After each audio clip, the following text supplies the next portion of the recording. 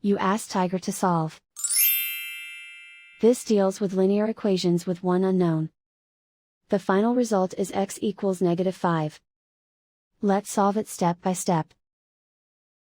Simplify the expression. Expand the parentheses.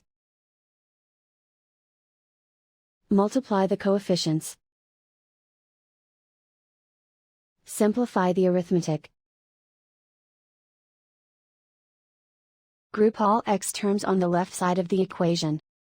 Subtract 14x from both sides. Group like terms. Simplify the arithmetic. Group like terms.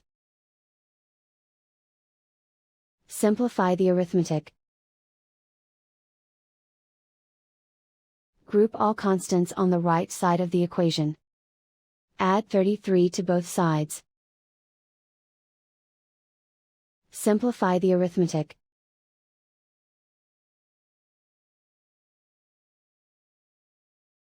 Isolate the x. Multiply both sides by -1. Remove the ones.